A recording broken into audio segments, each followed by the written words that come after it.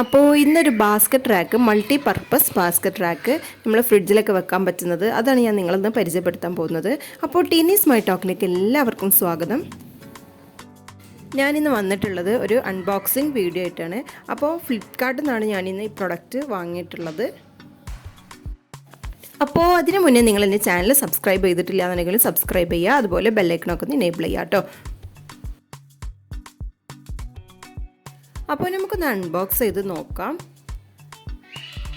അപ്പോൾ ഇതായിരുന്നു ആ ബോക്സിലുണ്ടായിരുന്നത് ബാസ്ക്കറ്റ് റാക്ക്.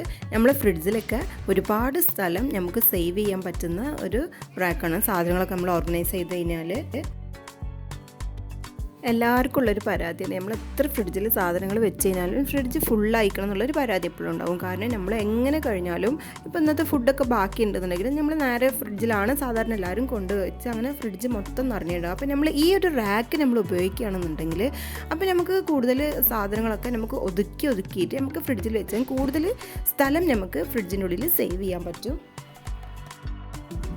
പിന്നെ ഇതിൻ്റെ ഒരു മെറ്റീരിയൽ എന്ന് പറയുന്നത് പ്ലാസ്റ്റിക് ആണ്.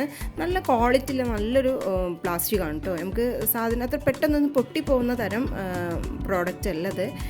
അപ്പോൾ പിന്നെ ഇതിൽ വന്നിട്ടുള്ളത് ഇത് 2 സെറ്റായിട്ടാണ്. അത് ഒരു സെറ്റിൽ 4 പീസ്, മറ്റു സെറ്റിൽ 4 പീസ് അങ്ങനെ ആയിട്ട്.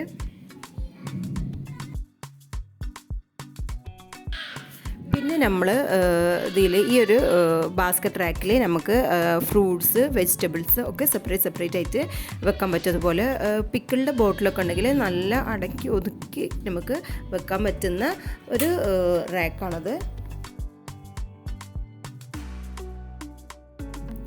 ഒരുപാട് സ്പേസ് നമുക്ക് ഫ്രിഡ്ജിൽ ലാഭിക്കാൻ കഴിയും. അതുപോലെ ഒരുപാട് സാധനങ്ങളും നമുക്ക് ഫ്രിഡ്ജിൽ വെക്കാൻ പറ്റും. അപ്പോൾ നിങ്ങൾക്കിവിടെ ഡെമോ ആയിട്ട് ഞാനിവിടെ തക്കാളി വെച്ചിട്ട് ഒരു വീഡിയോ എടുത്തിട്ടുണ്ട്. അപ്പോൾ നിങ്ങൾക്കിത് കാണുമ്പോൾ തന്നെ അറിയാൻ കഴിയുണ്ടാവും. ഇപ്പോൾ നമ്മൾ സാധാരണ എല്ലാവരും ഫ്രിഡ്ജിൻ്റെ അടിയിലുള്ള ഏറ്റവും താഴെയുള്ള സ്റ്റോറേജ് സ്പേസിലാണ് ഇപ്പോൾ എല്ലാവരും വെജിറ്റബിൾസ് ആയാലും ഫ്രൂട്ട്സ് ആയാലും ഒക്കെ വെക്കുന്നുണ്ടാവില്ലേ.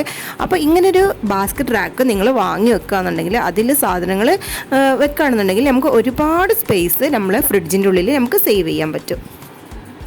അപ്പോൾ നിങ്ങൾ ഓൺലൈനിൽ നിന്ന് സെർച്ച് ചെയ്ത് നോക്കിയാൽ നിങ്ങൾക്കിത് കാണാൻ കഴിയും. അപ്പോൾ എല്ലാവരും ഇതൊന്ന് വാങ്ങിയിട്ടൊന്ന് ഉപയോഗിച്ച് നോക്കുക.